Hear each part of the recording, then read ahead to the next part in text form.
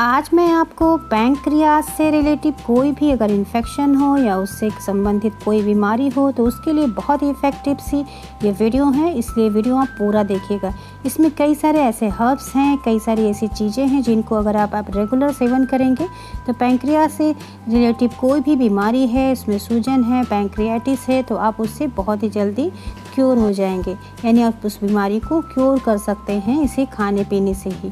तो चलिए मैं आपको बताती हूँ कि वो चीज़ कौन कौन से हैं। तो सबसे पहले हम जानते हैं कि ये बीमारी होती क्या है, क्यों होती है और पैंक्रियाज होता क्या है। पैंक्रियाज रीढ़ की हड्डी के सामने और पेट में काफ़ी गहराई में होता है। यही कारण है कि आमतौर पर पैंक्रियाज या का जो कैंसर होता है चुपचाप बढ़ता रहता है और काफ़ी बाद में जाके इसका पता चलता है। इस बीमारी में शुरुआत में कोई भी लक्षण दिखाई नहीं देते हैं और अगर दिखाई भी देते हैं तो अन्य बीमारियों से मिलते जुलते रहते हैं, इसीलिए कंफ्यूजन हो जाता है कि ये पैंक्रियाटिक बीमारी है। यदि आपको गाल ब्लैडर स्टोन यानी पित्ताशय की पत्थरी का पता चला तो इसका ध्यान रखना बहुत ही ज़रूरी है, क्योंकि गंभीर होते हैं। गाल ब्लैडर में जो स्टोन हो जाते हैं वो पैंक्रियाज में सूजन पैदा कर सकते हैं, जिसे पैंक्रियाटिक के रूप में जाना जाता है। तो अगर गाल ब्लैडर में स्टोन है तो इसे बहुत ही केयरफुली उसका ट्रीटमेंट कराना चाहिए। पाचन तंत्र का प्रमुख अंग ये होता है, छोटी आंत का पहला भाग होता है। अग्न्याशय यानी पैंक्रियाज पेट की यह बड़ी ग्रंथि छोटी आंत के ऊपर हिस्से के बगल में होती है। पैंक्रियाज भोजन पचाने में सहायक होता है। यह शरीर की शर्करा की प्रक्रिया को भी नियंत्रित करने में मदद करता है। पैंक्रियाज में थोड़ी सी भी सूजन इंसुलिन और रक्त शर्करा नियंत्रण के उत्पादन को प्रभावित कर सकती है। पैंक्रियाज का दूसरा सबसे महत्वपूर्ण कार्य जो है डाइजेस्टिव एंजाइम का उत्पादन करना, जो वसा और प्रोटीन को तोड़ने का काम करता है। ये डाइजेस्टिव एंजाइम शरीर द्वारा वसा और कार्ब्स को तोड़ने के लिए ज़रूरी होते हैं। कार्ब्स को तोड़ने के लिए पर्याप्त डाइजेस्टिव एंजाइम नहीं होने पे वजन बढ़ने लगता है और थकान महसूस होती है, जिसका पता नहीं चलता है कि ये पैंक्रियाटिक डिस्टर्बेंस की वजह से है। तो आज मैं आपके लिए ऐसे कुछ हर्ब्स लेके आई हूँ, यानी कुछ ऐसी खाने पीने की चीज़ें लेके आई हूँ, घरेलू उपचार लेके आई हूँ, जिसको करने से आप इस बीमारी को क्योर कर सकते हैं। तो चलिए मैं बताती हूँ। इससे पहले मैं आपसे छोटी सी रिक्वेस्ट करना चाहती हूँ कि अगर आप मेरे चैनल पर पहली बार आए हैं तो प्लीज़ चैनल को सब्सक्राइब कर दीजिए और बेल के आइकन को दबा के नोटिफिकेशन को ऑन कर लीजिए, जिससे कोई नई वीडियो लाएं तो उसका अपडेट आपको तुरंत ही मिल जाए। Hello, I am Shashi. तो ये हैं पैंक्रियाज के लिए घरेलू औषधि। नियमित रूप से स्वास्थ्य परीक्षण और स्क्रीनिंग करने से इस रोग से बचा जा सकता है। कीमोथेरेपी और रेडियोथेरेपी के साथ कुछ घरेलू हर्ब्स का उपयोग करके इसे ग्रस्त कई रोगी इसे ठीक करने में सफल हुए हैं। तो चलिए मैं आपको बताती हूँ कि वो घरेलू हर्ब्स यानी घरेलू औषधि कौन कौन से हैं जिससे आप पैंक्रियाटिक बीमारी को क्योर कर सकते हैं। तो सबसे पहले नंबर 1 पे आता है ब्रोंकली। ब्रोंकली, जैसा कि आप जानते हैं कि पैंक्रियाज के उपचार के लिए ब्रोंकली को बहुत ही उत्तम औषधि माना जाता है। ब्रोंकली के अंकुरों में मौजूद फाइटोकेमिकल कैंसर युक्त सेल से लड़ने में मदद करते हैं, साथ ही यह एंटीऑक्सीडेंट का भी काम करते हैं और रक्त के शुद्धिकरण में भी मदद करते हैं। इसलिए ब्रोंकली बहुत ही इफ़ेक्टिव है पैंक्रियाटिक बीमारी के लिए। यानी अगर पैंक्रियाटिक इन्फेक्शन है तो आप ब्रोंकली ज़्यादा से ज़्यादा यूज़ करिए।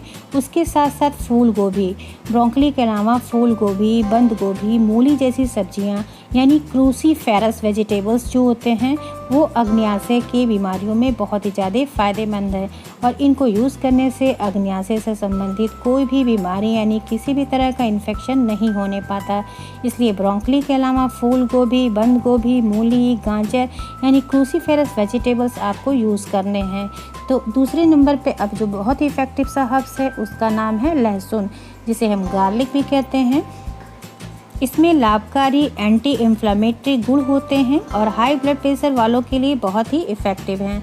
तो आप लहसुन सुबह खाली पेट 1 से 2 कली खाना स्टार्ट करिए, जिससे पैंक्रियाटिक कोई भी इन्फेक्शन हो तो वो जल्दी से जल्दी क्योर हो सके। या फिर हाई ब्लड प्रेशर है तो भी आप इस इफ़ेक्टिव सी हर्ब्स को यूज़ कर सकते हैं।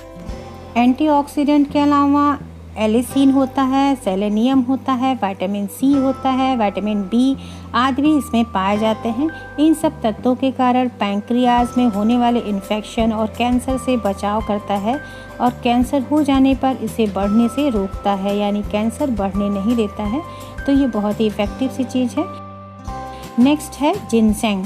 जिनसेंग एक प्रकार की जड़ी बूटी है जो शरीर के बाहरी तत्वों के खिलाफ प्रतिरोधक शक्ति का निर्माण करती है। यह जड़ी बूटी भी पैंक्रियाज को काफ़ी हद तक ठीक रख सकती है। तो ये आपको आयुर्वेदिक दुकानों पे ये हर्ब्स आपको आसानी से मिल जाएंगे। नेक्स्ट हर्ब्स है गेहूं का ज्वारा, जिसे हम व्हीट ग्रास भी कहते हैं। पैंक्रियाज के चिकित्सा के लिए व्हीट ग्रास अत्यधिक लाभकारी होता है। यह कैंसर युक्त सेल्स को कम करने में भी काफ़ी सहायक होता है। गेहूं के ज्वारे का सेवन शरीर की रोग प्रतिरोधक क्षमता को बढ़ाता है और शरीर के विषैले तत्वों को बाहर निकालने में मदद करता है।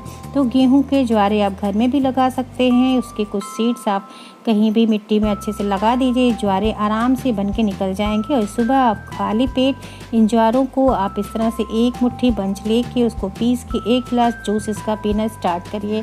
तो पैंक्रियाटिक इन्फेक्शन को आप क्योर कर सकते हैं। इस बीमारी से आप आराम पा सकते हैं, यानी बीमारी को अपने हाथों से ही क्योर कर सकते हैं। नेक्स्ट इंग्रेडिएंट है जो बहुत ही इफेक्टिव है, ग्रीन टी। ग्रीन टी भी पैंक्रियाज में होने वाली समस्या को दूर करने में सहायक होता है। यानी पैंक्रियाटिक इन्फेक्शन के उपचार में ग्रीन टी को हम नियमित रूप से प्रतिदिन सेवन कर सकते हैं, क्योंकि ग्रीन टी में मौजूद तत्व जो होते हैं ग्रीन टी में पाए जाते हैं, ये ऐसी बीमारियों को, यानी पैंक्रियाटिक बीमारी या कैंसर के जो सेल्स होते हैं उनको ये ना के बराबर पनपने देते हैं, यानी बढ़ने बिल्कुल नहीं देते हैं, वहीं पे स्टॉप कर देते हैं और धीरे धीरे इसको क्योर करते हैं। तो ग्रीन टी बहुत इफ़ेक्टिव है। आप दिन में 2 से 3 बार आप ग्रीन टी का सेवन कर सकते हैं। नेक्स्ट हर्ब्स है एलोवेरा। एलोवेरा जैसा कि जानते हैं बहुत ही इफ़ेक्टिव सा इंग्रेडिएंट है। एलोवेरा बहुत से रोगों में फ़ायदा पहुंचाता है, लेकिन पैंक्रियाज में इन्फेक्शन में बहुत ही ज़्यादा फ़ायदेमंद है। इसे पैंक्रियाटिक कैंसर में भी उपचार के रूप में यूज़ किया जाता है।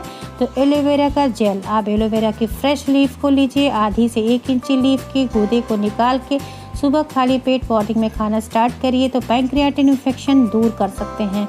और पैंक्रियाटिक इन्फेक्शन से अगर कैंसर भी बन रहा है तो वो भी क्योर होने लगता है, धीरे धीरे वहीं पे स्टॉप होने लगता है। तो एलोवेरा बहुत इफ़ेक्टिव है, नेचुरल इंग्रेडिएंट है, तो आप इसे मॉर्निंग में खाना स्टार्ट करिए।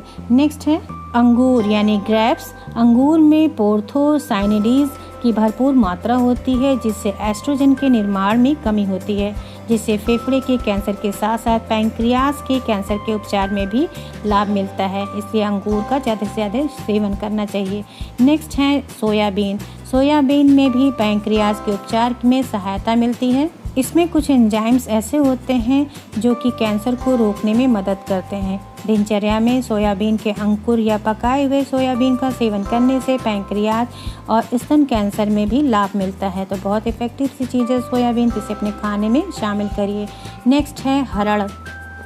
कीमोथेरेपी, रेडियोथेरेपी के साथ हरड़ का प्रयोग भी पैंक्रियाज में इन्फेक्शन और कैंसर को काफ़ी हद तक ठीक करता है। इसमें उत्तेजना और कीटाणुओं को रोकने वाले और स्तन और पैंक्रियाज कैंसर के उपचार के लिए भरपूर गुण होते हैं, इसलिए हरड़ बहुत ही इफेक्टिव सा हर्ब्स है। इसके अलावा अमरूद, तरबूज, एप्रिकॉट जैसे फलों में लाइकोपीन की मात्रा अधिक होती है। इन फलों का भरपूर मात्रा में सेवन करने से पैंक्रियाज रोग को ठीक होने में सहायता मिलती है। साथ ही ताज़े फलों का और सब्जियों का रस लेने से भी पैंक्रियाज में होने वाली परेशानियों से काफ़ी हद तक लाभ मिलता है। अमरूद, तरबूज, एप्रिकॉट ये सब फल बहुत इफ़ेक्टिव होते हैं, तो आपको इन फलों का सेवन करना चाहिए। और ग्रीन यानी लीफ वाले जितने भी वेजिटेबल्स होते हैं उनका आप जूस, स्मूदी बना के पी सकते हैं। यानी आपको इस बीमारी के लिए बहुत बड़ा मंत्र है, आपको पेट को हमेशा हाइड्रेट करके रखना है। चाहे आप लिक्विड डाइट से करिए या फिर जूस से करिए, स्मूदी से करिए, या फिर सबसे ज़रूरी है आपको पानी आपको दिन भर में कम से कम 5 से 6 लीटर पानी पीना चाहिए।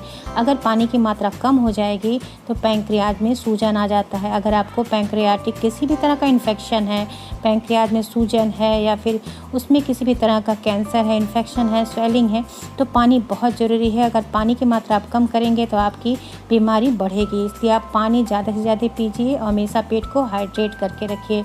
और इसमें जो ज़रूरी चीज़ है कि आपको करना क्या नहीं है, सबसे ज़रूरी चीज़ है आपको ये नहीं करना है कि जितने भी फास्ट फूड होते हैं मार्केट के, वो आपको बिल्कुल नहीं खाना है। आप तली भुनी चीज़ खा सकते हैं लेकिन कम से कम मात्रा में, यानी फ्राई वाली चीज़ जो आप चाहते हैं खाना, तो हफ्ते में कम से कम 1 बार आप इसे खाइए, ज़्यादा आपको इसे नहीं खाना चाहिए। तो ये सारी चीज़ें हैं, अगर आप इनको ध्यान देंगे, इन सारे हर्ब्स को आप डेली यूज़ करेंगे, अपने रेगुलर डाइट में से शामिल करेंगे, तो आशा है पैंक्रियाटिक जो भी इन्फेक्शन है आप धीरे धीरे अपने हाथों से इसे क्योर कर सकते हैं। तो खाने पीने का अपना ध्यान दीजिए और इन सारे हर्ब्स को जो हमने बताया है बहुत इफ़ेक्टिव हैं पैंक्रियाटिक इन्फेक्शन के लिए, तो आप इसे ज़रूर सेवन करिए। घरेलू उपचार में बहुत ज़रूरी है जानना, इसमें नंबर 1 पे है शराब पीना बिल्कुल बंद करें, धूम्रपान बंद करें, तरल पदार्थ अधिक मात्रा में ना लें, कम वसा युक्त आहार लें, एंजाइम के पूरक जितने भी हैं उन्हें आप लीजिए। यानी इसमें जितने भी हर्ब्स बताए हैं उसे आप यूज़ करिए। फिर देखिए आप अग्न्याशय से संबंधित कोई भी इन्फेक्शन है, बीमारी है, आप उसे घर बैठे ही क्योर कर सकते हैं। यानी वहीं पे आप स्टॉप कर सकते हैं, बीमारी बढ़ेगी नहीं और इसे रेगुलर सेवन करेंगे तो धीरे धीरे इस बीमारी से आप मुक्त हो जाएंगे। तो आशा है आपको आज की वीडियो पसंद आई होगी। ये वीडियो मैंने अपने बहुत ही प्यारे से एक व्यूअर के डिमांड पे पूरी की है। अगर आपको भी कोई वीडियो चाहिए स्पेशल किसी टॉपिक पे तो आप हमें कमेंट सेक्शन में ज़रूर बताइए, हम आपके लिए वीडियो ज़रूर लेके आएंगे। और वीडियो अच्छी लगी है तो इसे दूसरों के साथ शेयर ज़रूर करिएगा और चैनल पे नए हैं तो इसे सब्सक्राइब कर लीजिए जिससे अपडेट आपको मिलता रहे। और अपने लाइक देके हमारी मोटिवेशन को बढ़ाना बिल्कुल मत भूलिएगा। इसी के साथ बहुत बहुत धन्यवाद। Thank you, bye bye, take care.